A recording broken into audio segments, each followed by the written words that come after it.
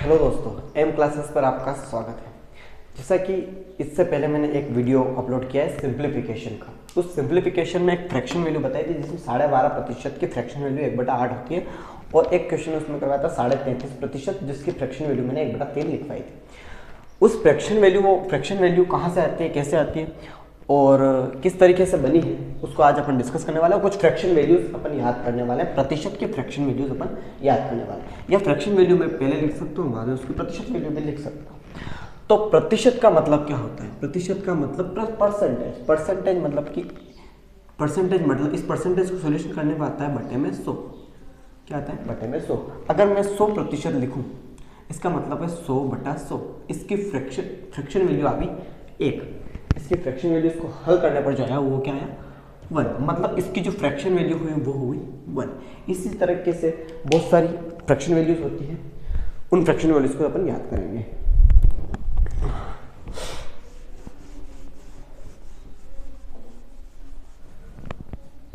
सबसे पहले मैं फ्रैक्शन वैल्यू लिखूंगा, उसके बाद उसकी प्रतिशत वैल्यू लिखने वाला हूं। सबसे पहले प्रतिशत फ्रैक्शन वैल्यू लिखता हूँ 1 की। 1 का मतलब होता है 100%। प्रतिशत में 100, लेकिन फ्रैक्शन वैल्यू 1। इसी के साथ 1/2 मतलब कि 50%। 1/3 मतलब कि 33 सही 1/3%। आप सभी को ये सारे नोट करना है, मैं जो भी लिख रहा हूँ उनको नोट करना है, साथ में मेरे साथ रिवाइज भी करना है और याद भी करना है। 1/3 की 33 सही 1/3%। 1/4 की होती है 25%। 1/5 की होती है 20%। 1/6 की होती है 16 से 2/3%। ये आपको याद करते जाना है। इसको मैं मिटा हुआ इससे एक काम करते हैं, उधर लिख लेते हैं। नहीं, मिटा ही देता हूँ। आप यहाँ तक के नोट कर लीजिए, ये इसका स्क्रीनशॉट ले लीजिए। आपने स्क्रीनशॉट लिया होगा।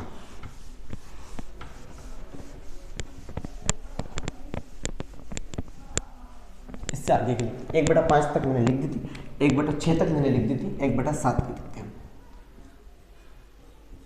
1/7 की होती है 14 से 2/7%। 1/8 की होती है, इसका हो जाएगा ना, 1/8 की होती है 12.5%। 1/9 की होती है 11 से 1/9%। 1/10 मतलब होता है 10%। 1/11 होता है 9 से 1/11%। ये प्रतिशत वैल्यू अपने को उल्टे से भी याद होना चाहिए। अगर मैं पूछ लूँ कि 14 से 2/7% की फ्रैक्शन वैल्यू क्या होती है, तो आपको याद होना चाहिए 1/7 होनी चाहिए। इसी से मैं निकाल सकता हूँ। जैसे मुझे पूछ ले कि 4/7 मतलब प्रतिशत में कितना, तो मैं इस 4/7 का इससे निकाल सकता हूँ। कैसे? ये 1/7 की वैल्यू मुझे पता है, तो 4/7 मतलब इसका 4 में मल्टीप्लीकेशन, 14 चौक 56 और 4 दूनी 8/7, मतलब कि इसको मैं लिख सकता हूँ 57 सही 1/7%। इसलिए मैं बोल रहा था कि इस प्रतिशत की फ्रैक्शन वैल्यू और फ्रैक्शन वैल्यू से प्रतिशत वैल्यू अपने को याद होना चाहिए, ताकि आप आसानी से किसी भी, जैसे कि मैं पूछ लूँ कि 57 से 1/7% ऑफ 49 क्या होगा, तो उसके लिए इसकी फ्रैक्शन वैल्यू मुझे याद है, यहाँ से मैंने निकल ली 4/7 थी, तो 4/7 इंटू 49 मतलब ये हो जाएगा 28। ये बहुत आसान हो गया क्योंकि मुझे फ्रैक्शन वैल्यू याद थी, इसीलिए मैं बोल रहा हूँ फ्रैक्शन वैल्यू को जरूर याद करना है। इससे आगे की फ्रैक्शन वैल्यू अपन लिखते हैं, इसका स्क्रीनशॉट ले लीजिएगा। इससे आगे की फ्रैक्शन वैल्यू हम लिखते हैं। 1/11 तक हो गई। कुछ फ्रैक्शन वैल्यू ऐसे भी हैं जिनको जो कि बार बार रिपीट होती है, उनको मैं डायरेक्ट लिखा दूँ। ऐसे तो 1/20 तक भी जा सकते हैं, 1/12, जैसे कि 1/12 अगर मैं लिखूँ 1/11 से बाद 8 से 1/3%। ठीक है, इस तरीके से कर सकते हैं, लेकिन मैं कुछ ऐसे फ्रैक्शन वैल्यू लिखवाना चाहता हूँ जो रिपीट होती हैं। जैसे कि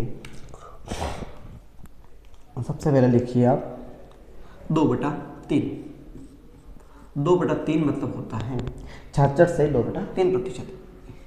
66 से 2/3%। ये बहुत ज़्यादा रिपीट होती है। 66 से 2/3% बहुत बार पूछा गया। उसकी फ्रैक्शन वैल्यू अपने को मुँह जबानी याद होनी चाहिए 2/3%। इसके अलावा 4/5, ये तो बहुत ही आसान है, 80% जिसे कहते हैं। और एक होता है 3/4, जिसका मतलब होता है 75%। ठीक है, इसके अलावा और भी कुछ है। 3/4 हो गया। एक होता है, इसके अलावा बाकी सब इनसे बनाई जा सकती है। इसके अलावा बाकी सब इनसे बनाई जा सकती है। जैसे मैं किसी फ्रैक्शन वैल्यू को पूछूं, किसी भी फ्रैक्शन वैल्यू को बनाने का तरीका इन्हीं फ्रैक्शन वैल्यू से फ्रैक्शन वैल्यू बनती है। जैसे सबसे पहले मैं देखता हूं 1/12 की वैल्यू क्या होती है। 1 फ्रैक्शन वैल्यू इसकी होती है 8 से 1/3%। अगर मैं पूछूं 5/12 की वैल्यू क्या होगी। 1/12 की वैल्यू मुझे पता है 8 से 1/3%। तो 5/12 मतलब 5 से गुणा 5/3 की हो जाएगी 5 8 40 और 5/3%। या इसको मैं और तोड़ना चाहूँ तो 41 से 2/3%। तो 41 से 2/3 अगर प्रतिशत आ जाता है तो एक आइडिया निकाल सकते हैं कि किसकी वैल्यू होगी। ये 5/12 की वैल्यू होगी। कहाँ से? अगर मुझे 8 के लगभग 5 गुना के आसपास है, 8 5 40, लगभग 41.23% होगा। या इस तरीके से अपन निकाल सकते हैं। ये हो जाएगा 5/12 की प्रतिशत वैल्यू। इस तरीके से किसी भी प्रतिशत वैल्यू को हम निकाल सकते हैं। अगर मैं यहाँ लिख दूँ 11/6, तो सबसे पहले मुझे 1/6 की प्रतिशत वैल्यू याद होनी चाहिए। 1/6 की प्रतिशत वैल्यू होती है 1/6 की होती है कितनी? 16.23%। अब मुझे 11 की चाहिए, मतलब इसका 11 में मल्टीप्लीकेशन। यहाँ से 11 का मल्टीप्लीकेशन करेंगे, इसमें तो हो जाएगा ये 176 और ऊपर 22/3। मतलब यहाँ से हो जाएगा ये, इसको एक बार काट सकते हैं। कितनी बार काटेंगे? 3 से ये कटेगा 7 बार, 7 इसमें प्लस हो जाएंगे सब। 183 सही 2/1/3% इसकी वैल्यू हो जाएगी। इस तरीके से हम किसी भी क्वेश्चन को सॉल्व कर सकते हैं। किसी भी फ्रैक्शन वैल्यू को उसका प्रतिशत वैल्यू में और प्रतिशत वैल्यू को फ्रैक्शन वैल्यू में चेंज कर सकते हैं। अब इस पर बेस कुछ सवाल लेते हैं, सवालों से ज़्यादा अच्छे से क्लियर हो जाएगा।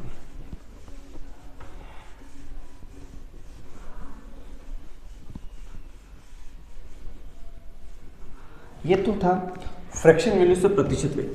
अगर प्रतिशत वैल्यू को फ्रैक्शन वैल्यू में चेंज करना हो, कैसे अंदाजा लगाएंगे कि किसकी वैल्यू है?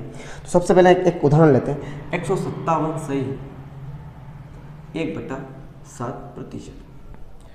इसको फ्रैक्शन में चेंज करना है। जैसा कि मुझे पता है 100 प्लस में है ये, तो 100% तो 1 होगा, प्लस 57 सही 1/7% 1 होगा। अब 57 सही 1/7% किस प्रतिशत के वैल्यू के आसपास है? मुझे पता है कि 7 जो है 14 2 7 इस तरीके से एक प्रतिशत वैल्यू होती है, उसमें आता है, जो कि 1/7 की वैल्यू होती है। इस प्रकार से एक वैल्यू होती है जिसकी प्रतिशत वैल्यू ये होती है।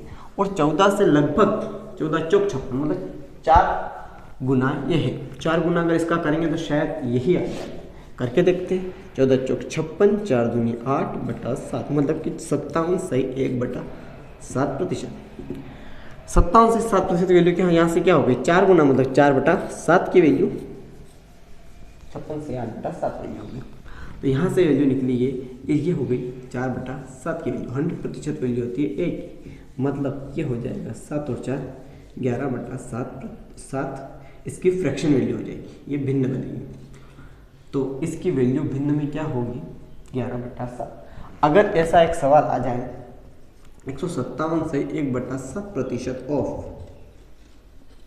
ऑफ 343, तो इसकी वैल्यू में डायरेक्ट लिख लूँगा यहाँ से 11/7 इंटू 343।